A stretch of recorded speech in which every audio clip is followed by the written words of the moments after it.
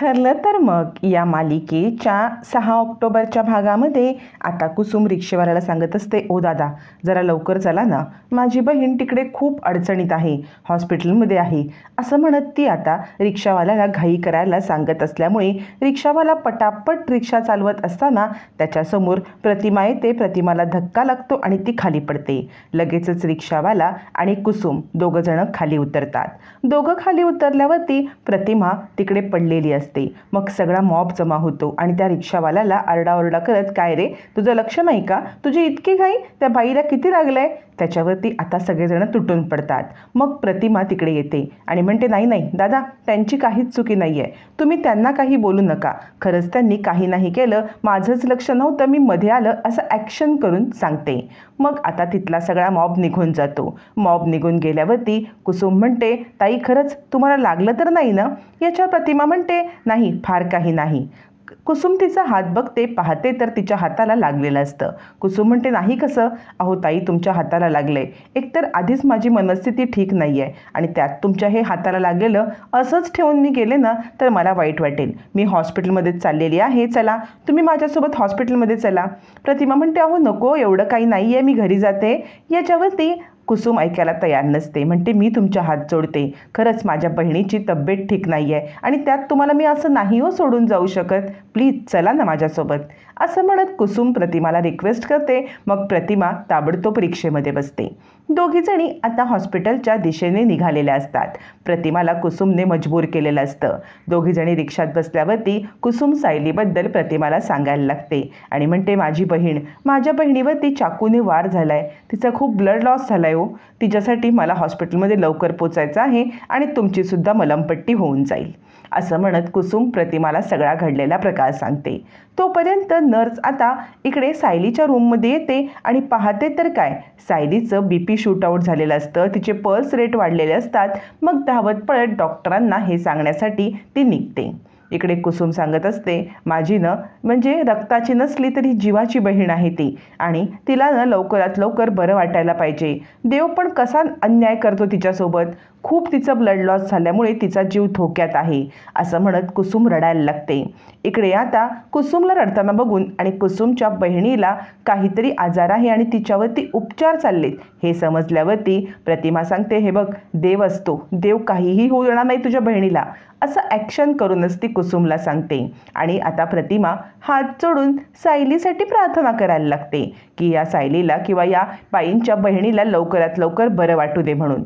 कुसुम विचार करते, या किती सायलीसारख्या आहेत, म्हणजे सायलीने कधीही कुणासाठी बघितलं की लगेच प्रार्थना करते, या सेम टू सेम तसंच करतायत, खरंच सेम टू सेम या सायलीसारख्याच आहेत. आणि कुसुम म्हणते, ताई तुम्ही आत्ता माझ्या बहिणीसाठी प्रार्थना केलीत ना. प्रतिमा म्हणते, हो, काळजी करू नका, तुमच्या बहिणीला लवकरात लवकर बरं वाटेल.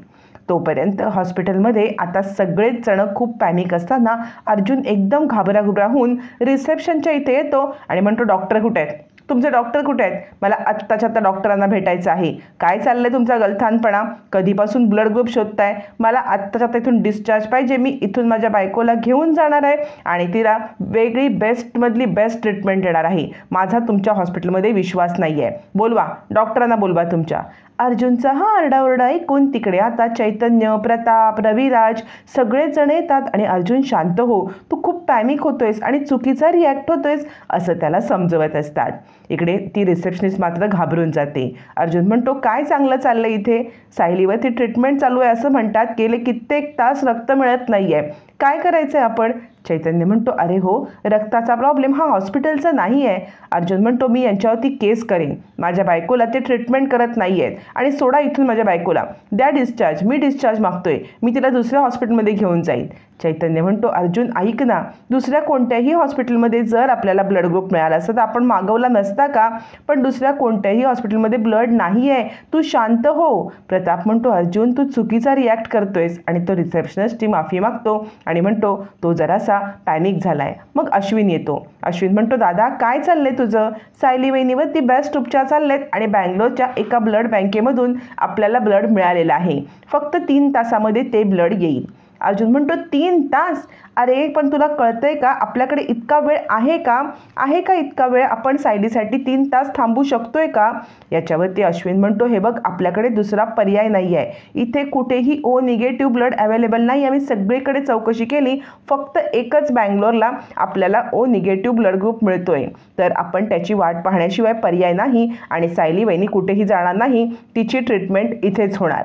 तू पॅनिक होऊ नकोस असं म्हणत अश्विन अर्जुनला शांत करत असतो.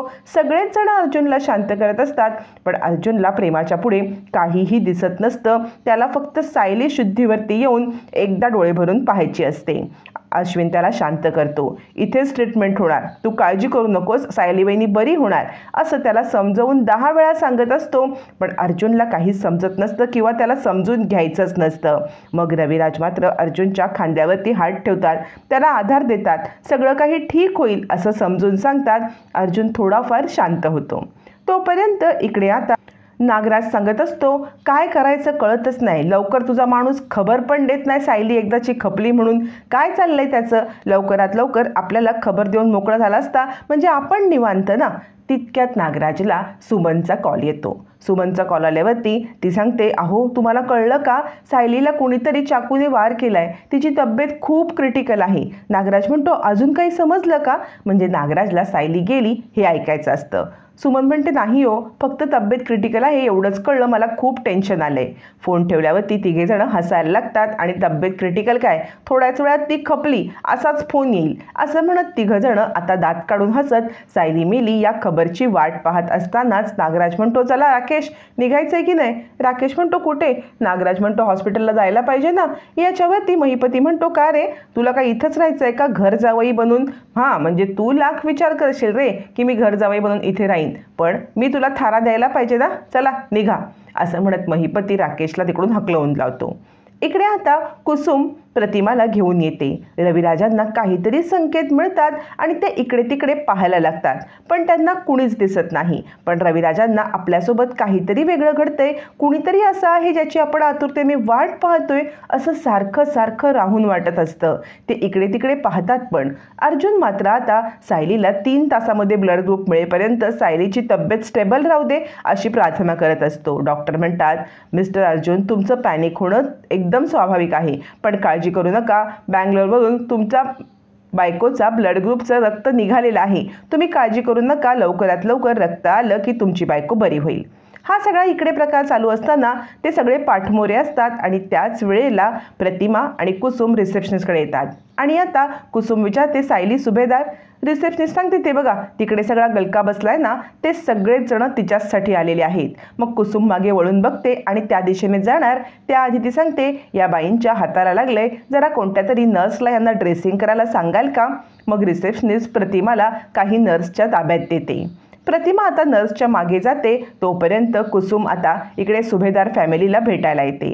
सगळेजण बसलेले असतात. अश्विन आता फोनवरती फोन करत असतो. रविराज सांगत असतात, अश्विन तू कॉन्टॅक्टमध्ये आहेस ना बँगलोरच्या टीमच्या, येतंय ना ब्लड लवकरात लवकर? अश्विन म्हणतो, हो काका मी ना ते ब्लड ट्रॅकच करतो आहे, म्हणजे ब्लड कुठपर्यंत आले ते ट्रॅकिंग चालू आहे. प्रताप म्हणतो, अर्जुनची अवस्था बघवत नाही आहे, लवकरात लवकर ते ब्लड आल्याशिवाय आपण पुढे काहीच करू शकत नाही. तितक्यात तिथे कुसुम येते आणि सगळेच जण भावूक होतात. कुसुम ही सायलीची जीवाभावाची माहेरची एकमेव व्यक्ती असते. कुसुमला पाहून सगळ्यांना कळतं की कुसुमला किती वाईट वाटत असेल. आता कल्पनाचा बांध फुटतो आणि ती पण हमसाहुंसी रडायला लागते. इकडे प्रिया विचार करते, आला यांचा सगळा नातेगोता आला आश्रमातला, कशाला इथे कडमडतात काय माहिती, आणि ही सायली अजून जिवंत कशाला आहे काय माहिती, असा विचार करत प्रिया आता कपटी कारस्थानं चालूच ठेवते. आता मात्र कुसुम अर्जुनकडे पाहते. अर्जुन सुद्धा भाऊक नजरेने कुसुमकडे पाहतो आणि तो ऑपरेशन थिएटरच्या दिशेने हात दाखवतो, म्हणजे सायली इथेच आहे, कारण कुणालाही काही बोलण्याची ताकदच नसते. मग कुसुम ऑपरेशन थिएटरच्या इकडे जाते आणि सायली काय ग तुझी ही अवस्था झाली असं रडत म्हणते. मग इकडे प्रतिमा आपलं ड्रेसिंग करून घेत असताना 2 नर्स तिकडे आपसात बोलत असतात. एक नर्स सांगते, अगं त्या चाकूने वार केलेल्या पेशंटची अवस्था क्रिटिकल आहे ग. ओ निगेटिव्ह ब्लड ग्रुप बँगलोरवरून निघाले, पण तिची अवस्था स्टेबल नाही आहे. पल्स रेट वाढलाय, BP वाढलाय, नवीन नवीन लग्न झालेलं दिसतंय. कारण नवरा खूप पॅनिक झालाय ग आणि वेळेत तिला ब्लड नाही ना मिळालं तर तिच्या जीवाचं काहीतरी बरं वाईट होऊ शकतं. आता हे सगळं प्रतिमा ऐकते. प्रतिमाच्या लक्षात येतं की आपला पण ब्लड ग्रुप O निगेटिव्ह आहे. मग ती नर्सला खूण करून विचारते, काय चाललं इकडे? मग ती नर्स सांगते, अहो O निगेटिव्हची खूप इमर्जन्सी आहे. प्रतिमा म्हणते, माझं ब्लड ग्रुप आहे O निगेटिव्ह. यावरती आता मात्र ती नर्स सांगते, हो का, पण कसं शक्य आहे? O निगेटिव्ह हा रेअर ब्लड ग्रुप असतो. तर दुसरी नर्स म्हणते, अगं त्या म्हणतायत की नाही की त्यांचं ब्लड ग्रुप O निगेटिव्ह आहे, तर आपण ना एकदा ट्राय करूया. उद्या आपल्याला वाटायला नको की आपण ना रिस्क घेतली म्हणून आपण एक चान्स पण सोडायचा नाही. असं म्हणत ती दुसरी नर्स प्रतिमाचं ब्लड चेक करायला सांगते. तिकडे प्रतिमाचं ब्लड चेक करायला घेतलं जातं. इकडे सायलीची अवस्था खूप पॅनिक होते. आता नर्स आणि डॉक्टरच्या लक्षात येतं की सायलीचा कंडिशन जास्त क्रिटिकल झाली आहे. लवकरात लवकर जर ब्लड चढवलं नाही तर सायलीच्या जीवाला धोका होऊ शकतो. आणि हे सगळं आता नर्स आणि डॉक्टर यांच्या हालचालीवरून अर्जुनला समजत असतं. चाललेली लगबग, सायलीच्या इकडे सारखे देणारे इंजेक्शन, सायलीला बदलल्या जाणाऱ्या सलाईन, नर्स धावपळची, डॉक्टरची धावपळ, हे सगळं अर्जुनच्या लक्षात येतं आणि काहीतरी विचित्र घडतंय. सायलीची तब्येत जास्त बिघडले हे अर्जुनच्या लक्षात आल्यावरती अर्जुन पॅनिक होतो. सायलीचे पल्स रेट, BP वाढत असतानाच इकडे आता प्रतिमाचं ब्लड चेकिंगला घेतलं जातं. मग एक नर्स प्रतिमाचं ब्लड चेकिंगला घेते, ते चेकिंगसाठी पाठवते आणि ते ब्लड आता O निगेटिव्ह आहे हे ती कन्फर्म करून ताबडतोब अश्विनला इन्फॉर्म सुद्धा करते. खूप महत्त्वाची घटना घडलेली असते, कारण प्रतिमाचं ब्लड ग्रुप हे O निगेटिव्ह मॅच झालेलं असतं. प्रतिमा मात्र एकच विचार करत असते की माझ्यामुळे त्या मुलीला जीवनदान मिळू दे, आणि अखेर तसंच घडतं. इकडे अर्जुन पॅनिक झालेला असतो आणि देवासमोर उभा राहतो आणि म्हणतो, आत्तापर्यंत मी तुला कधीही हात जोडून विनंती केली नाही, पण आज माझ्या सायलीला काहीही करून वाचव, मी हात जोडतोय. असं म्हणत अर्जुन पॅनिक होत देवासमोर हात जोडून उभा असतो. इकडे आता अश्विन येतो आणि म्हणतो, गुड न्यूज आहे, आपल्याला O निगेटिव्ह ब्लड मिळाले. इकडे प्रतिमाचं ब्लड काढलं जातं, तिकडे सायलीला चढवलं जातं. मायलेकींचा रक्त एकमेकीमध्ये गेलेलं असल्यामुळे आता मात्र रक्ताची नाती अजून घट्ट होतात. प्रतिमाने सायलीला दुसऱ्यांदा जीवनदान दिलेलं असतं.